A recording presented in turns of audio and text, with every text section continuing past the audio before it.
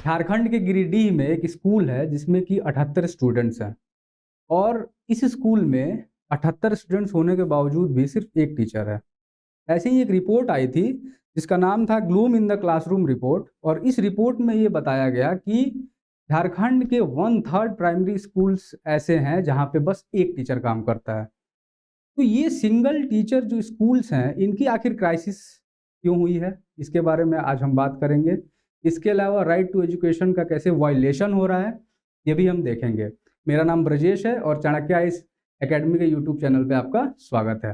सबसे पहले अगर बात की जाए कि ये सिंगल टीचर स्कूल क्राइसिस क्या है, तो ये क्राइसिस ऐसा नहीं है कि एकदम से आया। इसका जो हिस्टोरिकल बैकग्राउंड आप देखिएगा तो पहले से ही थोड़े बहुत इश्यूज रहे थे। ठीक है, इसका हम देखेंगे भी आखिर कॉज क्या है, लेकिन समझते हैं इसको। सबसे पहले आखिर इशू क्या है। ठीक है, सिंगल टीचर स्कूल में क्या होता है कि स्कूल में बस एक टीचर होते हैं, ऑब्वियसली नाम से ही लग रहा है। और ये बताया गया कि इंडिया में ऑलमोस्ट 14.7% जितने भी प्राइमरी स्कूल्स हैं उसमें सिंगल टीचर्स हैं, यानी कि एक 7 में से एक जो स्कूल है वो सिंगल टीचर के द्वारा रन किया जा रहा है। ठीक है, आप समझ लो कि ये कितना सीरियस इशू है। इसके अलावा ये आरटीई एक्ट का ग्रॉस वायलेशन है। क्यों? क्योंकि इसमें आपने देखा होगा कि प्यूपिल टीचर का जो रेशियो है वो डिस्टॉर्ट हो रहा है। ठीक है, कि एक टीचर पे कितने बच्चे होने चाहिए, ऑलमोस्ट आपको पता होगा 30:1 है, और इसका बार बार ये वायलेशन देखा जाता है। तो पहला तो इशू है। इसके अलावा आप इसमें देख भी सकते हो कि इस जहाँ जो स्टेट जहाँ पे 3000 से ज़्यादा स्कूल हैं और उनमें सिंगल टीचर्स सबसे ज़्यादा एमपी है इसमें, और बिहार भी अपना यहाँ पे कि 3483 ऐसे स्कूल है जहाँ पे कि ये कंडीशन है। ठीक है, अब हम बात करेंगे कि भाई इसके आखिर क्या क्या प्रोबेबल कॉजेज हैं, आखिर क्यों है कि जो हम देख रहे हैं कि सिंगल टीचर स्कूल्स की संख्या बढ़ती जा रही है और ये सीरियस इशू क्यों बनते जा रहा है। सबसे पहले पॉपुलेशन डेंसिटी जो है वो लो होती है। ऑफ कोर्स पॉपुलेशन डेंसिटी लो है तो एक पर्टिकुलर एरिया में उतने सारे बच्चे नहीं हो पाते होंगे, जिसके चलते बच्चों की संख्या कम है। पहली चीज़ तो ये हुई। दूसरी वो हुई कि स्कैटर्ड डेंसिटी होती है। हेमलेटेड सेटलमेंट आपने पढ़ा होगा कि सेटलमेंट जो है एक जगह पे न्यूक्लिएटेड नहीं है, बहुत जगह पे क्या है, स्कैटर्ड है। ऐसी जगहों पे क्या होता है कि स्पार्स चूंकि पॉपुलेशन होता है और वहाँ पे भी ढेर सारे एक स्कूल में टीचर्स रखना थोड़ा सा डिफिकल्ट टास्क है। लो फर्टिलिटी रेट भी एक मेजर इशू है, समझ ही रहे हैं आप। इससे पॉपुलेशन का क्या होता है, बढ़ोतरी नहीं होता है और समस्या आती है। इसके अलावा गवर्नमेंट जो है वह अंडर स्टाफिंग के तहत कभी कभी क्या करती है, अपने पैसे बचाने के लिए स्कूल में शिक्षक कम रखती है। ये बहुत एक बड़ा रीजन है। इसका आप देख सकते हैं कि झारखंड का अगर हम एग्जाम्पल लें तो वहाँ पे 2016 से कोई भी गवर्नमेंट अपॉइंटमेंट्स नहीं हुआ है। ठीक है, इसके अलावा आरटीई एक्ट जो है अपने आप में एक हर्डल है, क्योंकि आरटीई एक्ट जब आया तो उसने बोला कि 1 किलोमीटर के दायरे में एक प्राइमरी स्कूल होना चाहिए। अभी मान लो कि यहाँ पे पॉपुलेशन उतना नहीं है और यहाँ पे भी पॉपुलेशन उतना नहीं है, लेकिन चूंकि ये मैंडेटरी किया तो यहाँ पे भी स्कूल बनाना पड़ा, यहाँ पे भी बनाना पड़ा। और इसके चलते क्या हुआ कि छोटे छोटे ढेर सारे स्कूल्स हुए और उतने टीचर की संख्या हम नहीं बढ़ा पाए। तो ये सारे कुछ रीजन्स हैं जिसके चलते क्या है, ये सिचुएशन राइज हुआ है। अब हम बात करेंगे कि राइट टू एजुकेशन आखिर एक्ट क्या है। अगर आप गौर से देखोगे तो ये जो न्यूज़ अभी चल रही है इसके रिगार्डिंग हमेशा देखा है कमीशन जो है इसके स्टैटिक पार्ट से क्वेश्चंस पूछता है। अगर मेंस में क्वेश्चन आएगा भी ऑफ कोर्स इसका रेफरेंस दिया जाएगा, भाई सिंगल टीचर स्कूल का क्या इशू है, लेकिन इसके साथ साथ आपसे क्वेश्चन जो है राइट टू एजुकेशन पे पूछा जाएगा कि ग्रॉस वायलेशन तो आखिर उसका हो रहा है। तो हम बात करेंगे कि भाई आखिर राइट टू एजुकेशन क्या है। 2009 में आया था, सबको पता है ये, और ये इसलिए आया था कि ताकि फ्री और कंपलसरी एजुकेशन दिया जाए प्राइमरी एजुकेशन लेवल पे, खास करके जो 14 साल के बच्चे हैं, 6 से 14 साल के, उनको। और अगर आप इसका बात करोगे कि आखिर रिवोल्यूशन कैसे हुआ, तो सबसे पहले पार्ट 4 में जो कि डीपीएसपी है उसमें बोला गया आर्टिकल 45 और 39F में कि भाई स्टेट फंडेड जो है हमारे एजुकेशन सेंटर्स होने चाहिए जिसमें कि इक्विटेबल और एक्सेसिबल एजुकेशन की व्यवस्था हो, मतलब कुल मिला के मुफ्त में शिक्षा दी जाए। ठीक है, तो इसके तहत सबसे पहले इसका बेस मतलब यह दोनों आर्टिकल था। फिर 93 में एक जजमेंट आया, ठीक है, उन्नी कृष्णन जेपी वर्सेस आंध्र प्रदेश। और इसमें ये बोला गया कि आर्टिकल 21 जो है, जो फंडामेंटल राइट है, तो राइट टू एजुकेशन क्या है, फ्लो करता है। भाई एक तरह से फंडामेंटल राइट है। पहली बार ये बात की गई कि भाई ये फंडामेंटल राइट है। तपस मजमूदार कमेटी 99 में ये बोला गया कि भाई आर्टिकल 21 जो है ए जो है वो इंसर्ट किया जाना चाहिए। 86 अमेंडमेंट के तहत जो है, जो 2002 में आया, उसमें जो है राइट टू एजुकेशन को एक फंडामेंटल राइट के तहत जो है क्या कर दिया गया, एस्टेब्लिश कर दिया गया मजमूदार कमेटी के रिकमेंड। इसके बाद क्या हुआ कि भाई इसी अमेंडमेंट ने जो है 21 ने इंसर्ट किया, और आपको पता है 6 से 14 साल के लिए हम लोगों ने शिक्षा प्रदान करनी स्टार्ट कर दी। ठीक है, इसके बाद से जो है जो बिल आया आपका राइट टू एजुकेशन बिल 2008 में, और फाइनली एक्ट जो है 2009 में आया। तो ये सारे प्रोसीजर्स जो है धीरे धीरे आए और ऐसे इवॉल्व अपना राइट टू एजुकेशन एक्ट। ठीक है, अब बात करते हैं सबसे पहले कि आखिर इसके फीचर्स क्या हैं, राइट टू एजुकेशन क्यों खास है।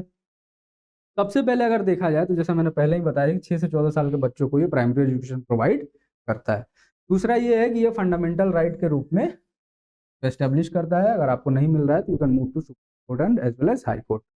25% रिजर्वेशन इसमें दिया गया जितने भी डिसएडवांटेज सेक्शंस हैं, पता ही आपको, SC STs और जो भी बैकवर्ड क्लास है, मतलब SC STs खास करके, उनको जो है 25% रिजर्वेशन इसमें मिला हुआ है कि भाई जो भी प्राइवेट इंस्टीट्यूशंस हैं इवन उनको भी एडमिशन देना है। ये फिजिकल पनिशमेंट को प्रोहिबिट करता है। भाई आपको फिजिकली पनिश नहीं करना है बच्चों को, आपको एक स्क्रीनिंग प्रोसीजर एस्टेब्लिश करना है एडमिशन के लिए। इसके अलावा कैपिटेशन फी जो है वो इसके बारे में बात करता है, प्राइवेट ट्यूशन जो लेते हैं, ठीक है ना, उसको प्रोहिबिट करता है। और स्कूल को जो है अगर उनका रिकॉग्निशन नहीं है तो वो नहीं चला सकते हैं संस्था ऐसी, वो भी बताता है। ठीक है, तो ये सारे कुछ फीचर्स हैं। इसके अलावा अगर बात की जाए कि भाई और क्या क्या इंपॉर्टेंट फीचर्स आप देखोगे, तो सबसे पहले जो भी नॉन एजुकेशनल काम है टीचर्स के लिए, ठीक है ना, कि टीचर का प्राइमरी काम क्या है, पढ़ाना। लेकिन इसके अलावा अगर देखोगे कि जो भी नॉन एजुकेशनल काम है एक्सेप्ट सेंसस का कलेक्शन, सेंसस का डेटा कलेक्शन, मतलब इलेक्शन के टाइम में जो उनकी अपॉइंटमेंट होती है टीचर्स की, और डिजास्टर रिलीफ के टाइम में, इसके अलावा कोई भी टीचर को और काम नहीं करना है। लेकिन मजे की बात तो ये है कि ये इनका सबसे ज़्यादा टाइम लेता है, बार बार इलेक्शन होते ही रहते हैं हमारे यहाँ। बिहार में अगर बात की जाए तो फ्लड के चलते जो है डिजास्टर रिलीफ में भी काफ़ी इंगेज रहते हैं टीचर्स। और चलिए ये तो चलिए कि 10 साल के बाद आता है तो इसमें मेजर इशू नहीं, लेकिन ये इलेक्शन और डिजास्टर रिलीफ बिहार के लिए तो काफ़ी बड़ी एक समस्या होती ही है। इसमें काफ़ी ज़्यादा टीचर्स जो है इंगेज होते हैं, और इससे क्या होता है, क्वालिटी ऑफ एजुकेशन पे काफ़ी असर आता है। अभी ये भी ये बोलता है कि भाई जो भी टीचर्स हैं उनके पास एक रिक्विजिट क्वालिफिकेशंस होने चाहिए, जैसे BEd होना चाहिए, आपको पता ही है, सेट क्वालिफाइड होने चाहिए। तो ये सारी कुछ कुछ जो है प्रीरिक्विजिट क्राइटेरिया है जिसको कि फुलफिल करना पड़ेगा अगर आपको टीचर बनना है।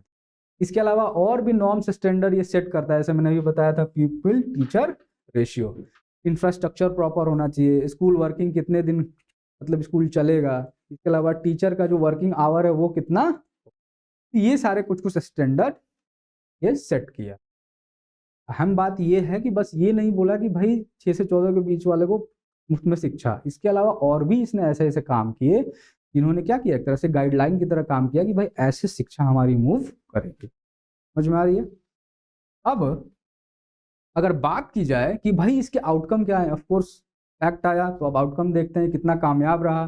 सबसे पहले इनरोलमेंट रेशियो बढ़ा, चूंकि फ्री हो गया, पैसा अब लगना नहीं है, तो इनरोलमेंट रेशियो में ठीक ठाक सुधार हुआ, अपर प्राइमरी लेवल पे भी। इसके अलावा जो इंफ्रास्ट्रक्चर है उसमें सुधार हुआ, हम देख रहे थे पहले बात की गई थी इसकी, और खास करके जो रूरल बेल्ट थे के बाद। इसके अलावा एजुकेशन को इसने इंक्लूसिव बनाया और एक्सेसिबल बनाया। इंक्लूसिव का मतलब सभी, अभी मैंने बोला ना कि जो डिसएडवांटेज सेक्शन है उनको भी एजुकेशन देने की बात की गई, तो सबसे पहले तो इसने ये बोला कि भाई सबको दो, डिसएडवांटेज को 25% रिजर्वेशन भी दिया गया, भाई उनको भी एडमिशन मिलना चाहिए, और तभी इसको एक्सेस कर पाए एजुकेशन को, इसने ऐसा कुछ प्रोविजन इनिशिएट किया था और इसका फायदा दिखा भी आउटकम में। 35 लाख से भी ज़्यादा स्टूडेंट्स जो हैं ऑलमोस्ट, अगर आप देखोगे कि उन्होंने 25% का जो कोटा मिला है उसके थ्रू एडमिशन पाया, तो काफ़ी अच्छी ये बात है। अब बात करते हैं कि भाई इसके लिमिटेशंस क्या हैं राइट टू एजुकेशन के। तो सबसे पहले अगर आप बात करोगे कि जो रेस्ट्रिक्शन है कि 6 से 14 को देना है, इसको हम बात कर रहे हैं कि इसको 0 से 18 करो। प्री प्राइमरी लेवल पे भी मुफ्त की शिक्षा मिलनी चाहिए, पहले तो ये इंश्योर करो, अभी बात भी चल रही है इसके रिगार्डिंग। और ये जो है सीनियर सेकेंडरी लेवल तक बच्चा जो है फ्री में पढ़े, ये बात जा रही है, ठीक है। अब जो है एक और इसका मेजर लिमिटेशन है कि भाई क्वालिटी ऑफ लर्निंग पे ध्यान नहीं दिया गया। एएसआर की बार बार रिपोर्ट आती है, तो ये बोला जाता है कि जो बच्चे हैं अच्छे से उनकी रीडिंग एबिलिटी अच्छी नहीं है, मैथमेटिक्स में जो कैलकुलेशंस होते हैं वो उसमें अच्छे नहीं है, प्राइवेट ट्यूशन्स का जो है प्रभाव बढ़ते जा रहा है ना, स्कूल्स में जो इस क्वालिटी ऑफ एजुकेशन है वो अच्छा। तो ये सभी जो है दिखाता है कि हमने क्वांटिटी तो अच्छी की, इनरोलमेंट रेशियो तो अच्छा कर दिया, लेकिन क्वालिटी में हम लैग कर गए, ठीक है। तो ये मेजर एक लिमिटेशन है। इसके अलावा आप देखोगे कि कुछ एक स्टेट्स जैसे कि 5 स्टेट है, इन्होंने 25% सीट्स कोटा वाला जो है प्रोविजन अभी तक उस पर कोई भी नोटिफिकेशन इशू किया है, जो कि काफी सीरियस इशू है। इससे डिसएडवांटेज सेक्शन लैग कर रहे हैं इन स्टेट्स में। और जो टीचर्स हैं इसकी भी कमी देखी गई, और पूरा का पूरा ये आर्टिकल आपने देखा, इसका जेनेसिस ये है कि भाई टीचर की कमी है, टीचर रेशियो का इशू है, इसीलिए सिंगल टीचर राइज हुई, ठीक है। अब बात करते हैं कि भाई क्या क्या करना चाहिए, ठीक है। देखा अभी आरटीई में ये समस्या है, तो क्या क्या हो सकता है। सबसे पहले जो माइनॉरिटी रिलीजियस स्कूल्स हैं, तो मदरसा वगैरह आप जानते हैं, उनमें जो पढ़ाई होती है उसको भी आरटीई के अंदर ले आइए, उसमें साइंस है ना, साइंस से रिलेटेड सब्जेक्ट्स इनको इंट्रोड्यूस किया जाए। इसके अलावा जो टीचर ट्रेनिंग प्रोग्राम है उस पर काफी जरूरत है। टीचर ट्रेनिंग प्रोग्राम का मतलब ये है कि आप इनिशियली तो एक एग्जामिनेशन कंडक्ट करा करके उनको ले लेते हो, ठीक है ना, लेकिन उसके बाद से पीरियोडिक उनका असेसमेंट नहीं हो पाता है। तो इसके लिए रेगुलर जो है ऐसा प्रोविजन आना चाहिए जिसमें कि टीचर्स एक टेस्ट देते रहें, जिससे कि उनकी जो क्वालिटी ऑफ टीचिंग है उसको टेस्ट किया जा सके। इसकी काफ़ी ज़रूरत है। इसके बाद अगर हम बात कर रहे हैं तो क्वालिटी ऑफ एजुकेशन को क्या करना है, इम्प्रूव करना है इंस्टेड ऑफ जस्ट क्वांटिटी। और ये कैसे होगा, सबसे पहले अभी टीचर ट्रेनिंग प्रोग्राम की बात किया कि क्वालिटी ऑफ एजुकेशन काफ़ी इंपॉर्टेंट है, और क्वांटिटी तो हम अचीव कर चुके हैं, लेकिन अगला स्टेप हमारा क्वालिटी आना चाहिए। इसके बाद सबसे पहले जो स्टेप्स हैं, ऐसे ऐसे स्टेप्स हमें लेने चाहिए जिससे कि जो टीचिंग प्रोफेशन है वो अट्रैक्टिव हो। टीचिंग प्रोफेशन अट्रैक्टिव करो मतलब मेरा ये है कि उनकी आप सैलरी ठीक करो, ठीक है। इसके अलावा हम कह सकते हैं कि जो हमारी मनोदशा है टीचर्स के रिगार्डिंग, उसको भी थोड़ी बहुत चेंज करने की ज़रूरत है। मनोदशा का मतलब मेरा कहने का ये है कि कहीं भी आप अगर देखोगे कोई भी फंक्शन होता है तो चीफ गेस्ट के रूप में डिस्ट्रिक्ट मजिस्ट्रेट साहब बुलाए जाते हैं, टीचर्स कहीं भी इनवाइटेड नहीं होते हैं, ठीक है ना। तो इस मनोदशा की मैं बात कर रहा हूँ, इसको भी बदलने की जरूरत है। इसके बाद अगर हम गौर से देखें तो जो सोसाइटी है उसको भी सपोर्ट करना चाहिए, समाज को भी सपोर्ट करना चाहिए एज ए होल, कि भाई एजुकेशन जो है प्रोवाइड कराया जाए किसी ना, ठीक है। तो ये सभी चीज़ें जो हैं काफ़ी ज़रूरी हैं, खास करके ये वीमेन के रिगार्डिंग काफ़ी क्रूशियल है। समाज जो अभी भी महिलाओं की शिक्षा के प्रति उतना रुझान नहीं दिखाता है। अभी तो बहुत सारे चेंजेस आ रहे हैं, लेकिन अभी भी इसमें काम करने की काफ़ी आवश्यकता है, ठीक है। अब हम बात करेंगे कि जो सिंगल टीचर स्कूल वाला इशू है, एक स्कूल में एक ही टीचर है, इसके रिगार्डिंग हम क्या कर सकते हैं। तो सबसे पहले तो टीचर अपॉइंटमेंट बढ़ाओ भाई। 2016 से अगर झारखंड में अपॉइंटमेंट नहीं हुआ है तो ये बहुत बड़ा इशू है ना। तो प्राइमरी स्कूल के लिए आप टीचर की बहाली ही कर देते तो कम से कम ये क्राइसिस तो नहीं आता, ठीक है। इसके अलावा आपको आरटीई एक्ट में वो जो नॉर्म था 1 किलोमीटर वाला, उसको भी थोड़ा बहुत ईज करो। अगर पॉपुलेशन डेंसिटी ही कम है तो आप क्या कर सकते हो, वो 1 किलोमीटर वाला थोड़ा बहुत रिलैक्स कर सकते हो प्रोविजन। इसके अलावा आप मिनी स्कूल्स, मतलब छोटे छोटे अगर स्कूल्स हैं उनको आप मर्ज करके जो भी टीचर हैं उनको आप साथ ले आओ, है ना। ये एक बहुत बड़ा फैक्टर साबित हो सकता है। वो जो स्टोरी में स्टार्टिंग में सुना रहा था गिरिडीह वाली, उसमें एक और मेजर इशू था कि अगर सिंगल टीचर जो है काम करता है स्कूल में, ठीक है, और अगर मैंने बताया ना कि नॉन टीचिंग और उसको कोई भी काम मिल गया, जैसे वो मान लो कि इलेक्शन ड्यूटी में चला गया, तो फिर बच्चे क्या करेंगे, उनकी पूरी तरह से पढ़ाई उस समय प्रभावित हो जाती है। तो सिंगल टीचर स्कूल में बस ये समस्या नहीं कि आप अच्छे से पढ़ा नहीं रहो। ये भी समस्या है, कभी कभी टीचर वो एब्सेंट नहीं रहता है तो पढ़ाई पूरी तरह से बंद हो जाती है, इसलिए काफ़ी बड़ा इशू। ठीक है, तो आज के सेशन में हमने काफ़ी कम समय में ये समझा कि ये क्राइसिस आखिर क्यों है, सिंगल टीचर स्कूल वाली, और इसके रिगार्डिंग अगर प्रश्न पूछा जाएगा आपसे तो राइट टू एजुकेशन के रिगार्डिंग आ जाएगा। सबसे पहले आपको ये बात ध्यान में रखना है, और मैं ये बोलूँगा कि आप जा करके इस पे एक आंसर भी लिख सकते हैं। ठीक है, क्वेश्चन आपको ऑलमोस्ट पता चल ही गया है, इसके कॉन्टेक्स्ट में आरटी से डायरेक्ट क्वेश्चन पूछेगा। इसका जो पीडीएफ है वो हम लोग अपने टेलीग्राम ग्रुप में प्रोवाइड भी करेंगे।